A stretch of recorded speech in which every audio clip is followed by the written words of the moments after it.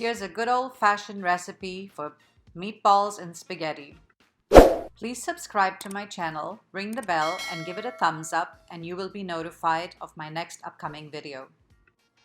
Hi there everyone. We're now living in times that are really scary. So I'm picking up my children that are coming back from the Bahamas tonight. And I can't wait to see them, and I hope everyone is safe when they get back. In the next 2 weeks we will be in quarantine. So I've stacked up on all my food. I've decided to make them a good home-cooked meal tonight. Comfort food, spaghetti and meatballs. My version of it, it's from a recipe from Rao'S restaurant in New York. I have improvised again. I've used chicken sausage because I don't like pork. I've used half a pound of that. I've taken it out of the casing.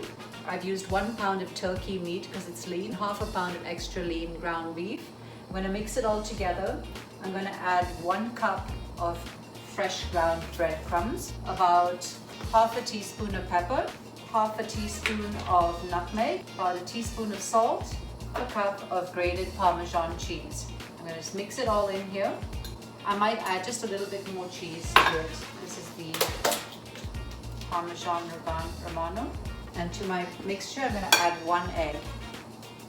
I'm going to give it a good mix up with my hand and make meatballs. I'm making a little bigger quantity than normal because it'll last me for tomorrow as well.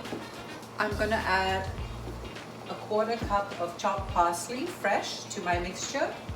And now I'm going to form the meatballs. I've just finished making the balls and I'm going to start frying them in a little bit of oil. I don't like using a lot of oil, so I'm going to try and keep it very simple and maybe bake it, just give it a quick little fry. I just started making them and I don't want to overcrowd this. They're kind of large, a little bit on the larger side than what I normally would make because meatballs. As soon as it's hot, I'm going to start putting them in here and give them a good fry. And I'll keep making the rest of them. It's a good quality olive oil that I always use in my videos. It's the Acropolis. Had a little mishap, so I had to switch it from my pan to my saucepan because they were sticking in my pan. I was trying to do a shortcut. I guess shortcuts don't work. This is a non-stick pan, so now it's working really well. The cheese in there is starting to melt in it. It smells so divine. Just kind of flip them up, make them brown on all sides. Right there. Smells good. Doing the last batch of them to brown them. It smells so delicious. I hope my children like it. I can't wait to see them. I can't imagine all the goodbyes that they must have had to say today because their dad couldn't come with them because he lives in the Bahamas. Breaks my heart. I just hope that they're all safe. And everyone else who is traveling or in the country, wherever in the world. Meatballs are all done. I'm going to add to my pan with the meat, I'm going to deglaze it with my onions, 1 cup of onions. Yeah, I've just chopped it roughly, doesn't have to be neat. Got a little golden brown. So now I'm going to add 1 large tablespoon of chopped garlic or 4 large cloves. And I'm going to cook it now.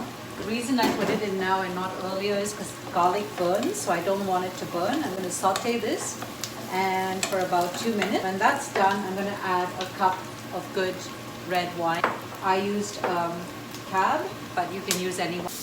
I'm adding my cup of wine to my onions and garlic. I'm going to add half a teaspoon of pepper. I'm going to add a little bit of crushed chili because I like it spicy. This normally doesn't go in the recipe, but I'm going to add about half a teaspoon. To that, I'm going to add 1 can, which is 796 mLs or 28 ounces of good quality Italian chopped tomatoes. I'm going to add about a teaspoon of salt and I'm going to let it simmer a bit. I'm going to turn it down as soon as it comes to a boil. And when it's all nicely infused, I will add my meatballs to it and let it cook. Before I put my meatballs in, I'm going to throw in 2 tablespoons of fresh chopped parsley, which I just chopped up. My sauce is ready.